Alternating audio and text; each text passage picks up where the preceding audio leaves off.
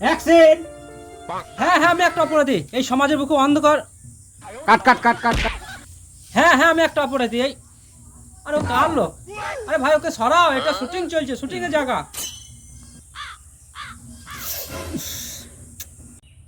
হ্যাঁ হ্যাঁ আমি একটা অপরাধী। আরে লাইটটা আবার কে জ্বালো? লাইটটা কি আমার মুখে মারবে নাকি?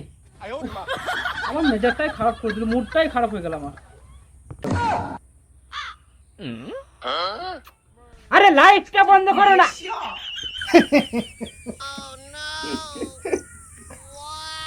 এই কে হাইলো রে? তু ধরে বিয়ে দিয়ে দিব, গানে মানাবি। তুই হাসলি কেন? না মানে ওই ওকে বারে বারে বুঝিয়ে দিচ্ছিলেন তো, ও বলতে পারছে না ডায়লগটা। আমরা সবাই বুঝতে পারছি কিন্তু ও বলতে পারছে না, ওই জন্যই একটু হাসি পেল। হ্যাঁ সব বুঝে গেছিস, তাহলে ওই ডায়লগটা বলতে পারবি তো? না মানে ও যদি কিছু মনে না করে। ও কি মনে করলো না করলো আমার দেখার দরকার নাই, তুই বলতে পারবি তো? হ্যাঁ পারবে। তাহলে চল ওই ক্যামেরার সামনে চল, বলবি। हे भगवान तेरी लीला अपरंपार है। হ্যাঁ হ্যাঁ আমি একটা অপরাধী, এই সমাজের বুকে আমি একটা কলঙ্ক।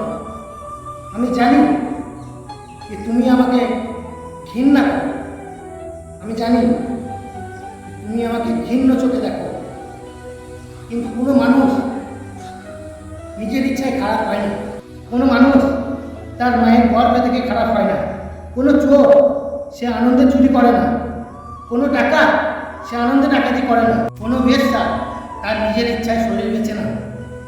সময় আর পরিস্থিতি তাকে খারাপ করে।